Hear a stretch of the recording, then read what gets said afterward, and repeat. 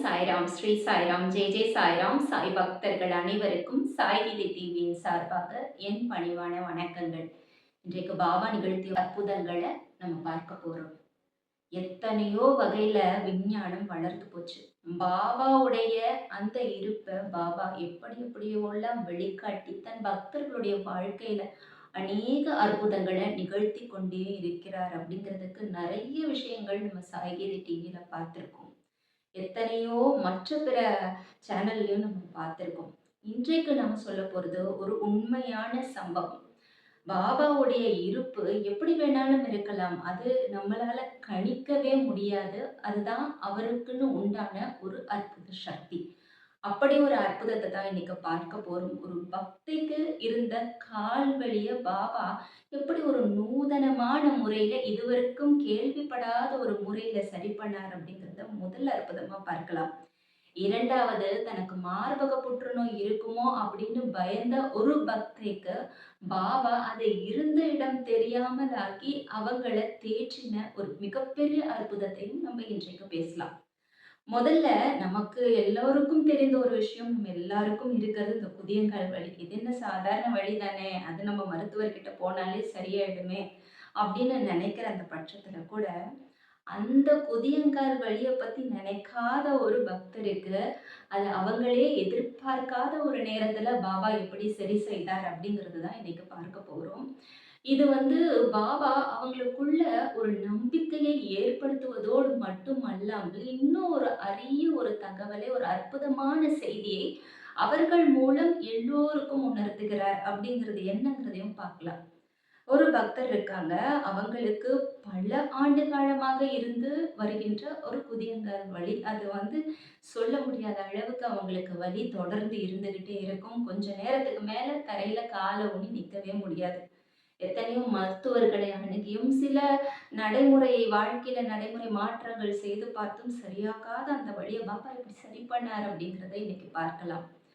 அதாவது வழக்கமா தன்னுடைய இல்லற வேலைகள் எல்லாம் செய்து முடித்துவிட்டு மதியம் ஒரு நாள் ஷீரடி தொலைக்காட்சியில இந்த லைவ் யூடியூப் சேனல்ல பாபாவுடைய ஆரத்தி, மதிய ஆரத்தி பார்க்கறதுக்காக அந்த பக்தை உட்கார்ந்துட்டு இருக்காங்க. சப்பல கால் போட்டு சேர் மேல உட்காந்து பாபாவுடைய அந்த லைவ் ஆரத்திய மொபைல் போன்ல அவங்களுடைய அந்த கைபேசி மூலமாக அவங்க பார்த்துக்கிட்டு இருக்காங்க. அப்படி பார்த்துக்கிட்டே இருக்கும்போது தன்னை மறந்து அந்த ஆரத்தி பாடலே கைத்தட்டி பார்த்துக்கிட்டே பாடிக்கிட்டே இருக்காங்க. ஆரத்தி முடிய போற நேரத்துக்கு ஒரு 5 நிமிடங்கள் 6 நிமிடங்கள் இருக்கும் பொழுது அந்த கைபேசியிலிருந்து ஒரு வகையான அனல் பரவுவதை அவங்களால உணர முடியுது. அந்த அனல் எப்படி போகுதுன்னா, அவங்க மடியில இருக்கக்கூடிய அந்த கைபேசியினுடைய அடிப்பாகத்திலிருந்து அந்த அனலானது கீழ் நோக்கி போகுது. இப்ப இந்த பக்தைக்கு ஒரு பயம் வந்துருச்சு. ஃபோன் ஏதாவது வெடிச்சிட போகுது. ஒருவேளை பேட்டரி லோவா இருக்கா என்னன்னு தெரியல. மொபைல் ஃபோன் இவ்ளோ சூடாகுது, வெடிச்சிட போகுதுன்னு ஒரு பயம் வந்துடுது. ஆனாலும் ஆரத்தி முடிக்கிறதுக்கு சில நிமிடங்களே இருக்கிற பட்சத்துல மனம் வராமல், இன்னும் கொஞ்ச நேரம் எப்படியாவது தாக்கு பிடிச்சு பார்த்துடலாம் பாபா. பாபா வேண்டிக்கிட்டு அவங்க ஆரத்திய தொடர்ந்து பார்த்து முடிச்சிடுறாங்க. முடிச்சுட்டு பாபாவ அப்படியே அந்த மொபைல் ஃபோன்ல அப்படியே தொட்டு கண்ணுல ஒத்திட்டு அதுக்கப்புறம் ஃபோனை கையில தூக்கும் பொழுது ஃபோன்ல ஒரு துளி சூடு கூட அவங்களால உணர முடியல. ஆனா மாற்றாக என்ன அவங்க உணர்ந்தாங்க அப்படின்னு கேட்டீங்கன்னா, அந்த ஃபோன்ல இருந்து வரக்கூடிய அந்த அனலானது அவங்க பாதங்கள்ல ஊடுருவி இருக்கிறத அவங்களால உணர முடிந்தது. அதாவது எந்த பாதத்துல அவங்களுக்கு வலி அதிகமா இருந்ததோ அந்த பாதத்துக்கு ஒத்தடம் கொடுக்கறது போல ஒரு சூடு அந்த மொபைல் ஃபோன் வழியாக அவங்களுடைய புதியங்காலுக்கு அது போயிருக்கிறத அவங்களால உணர முடிஞ்சது. அவங்க எழுந்து நிற்கும் பொழுது ஒரு சொட்டு வலி கூட அவங்களால அந்த கால்ல உணர முடியல. மாற்றாக எந்த கால்ல அவங்களுக்கு வலி இருந்ததோ அந்த கால்ல அந்த அனல அவங்களால உணர முடிந்தது. ஆனா அதே அனல் அந்த கைபேசியில அவங்களால துளி உணரவே முடியல. பாத்தீங்களா? இப்படி ஒரு நூதனமான முறையில பாபா அவங்களுக்கு இருந்த வலியை சரி செய்தார் அப்படின்னு நினைக்கும்போது ரொம்பவே வியப்பா இருக்குது.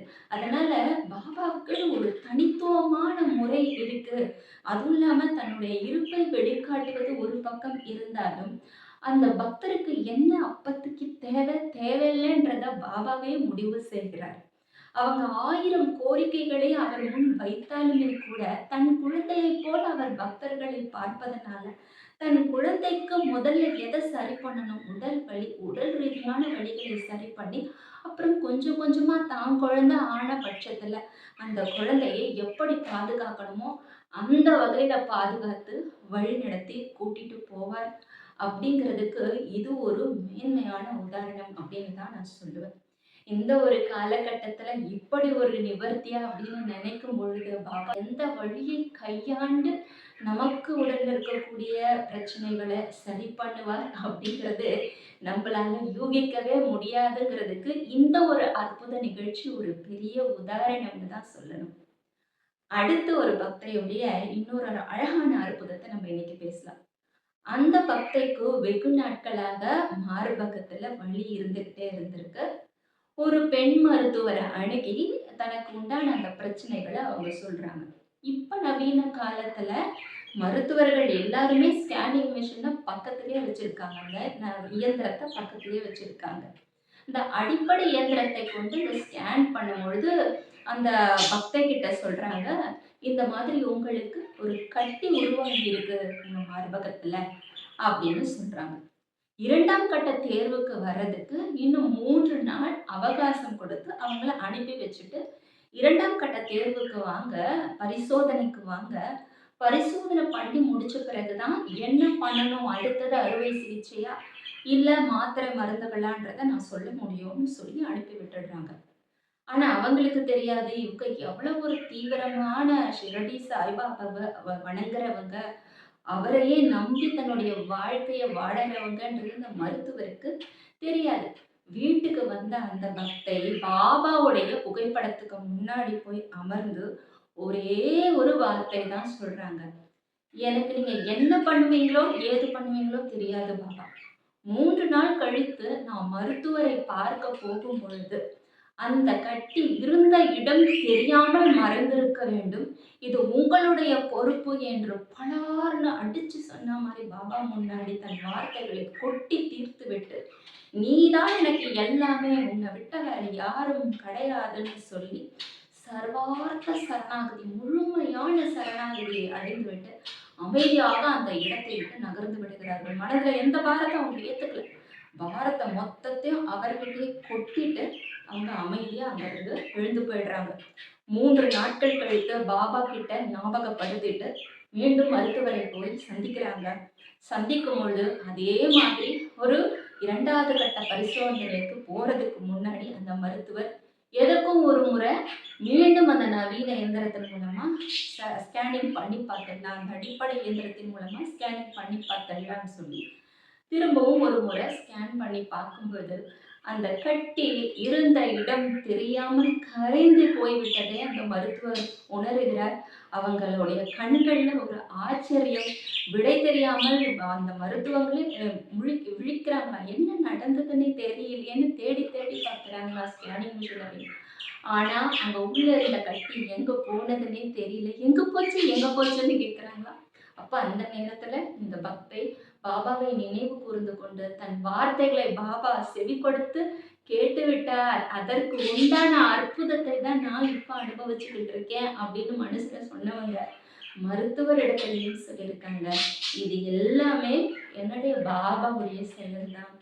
அவர்தான் இதை தீர்த்து வைத்திருக்கணும். ஏன்னா நான் தான் அவர்கிட்ட அந்த கோரிக்கையை வைத்தேன். 3 நாள் கழித்து நான் மருத்துவரை போய் பார்க்கும்போது அது இருந்த இடம் தெரியாமல் மறைந்திருக்க வேண்டும்னு நான் சொன்ன அந்த வார்த்தைகளுக்கு பாபா செவிமடித்தார். அதனாலதான் இந்த உடல் நல குறைவிலிருந்து என்னை பாபா வெகுவாக சர்வ சாதாரணமாக காப்பாற்றி விட்டார் அப்படின்னு அவங்க சொல்லி பெருமிதப்பட்டாங்க.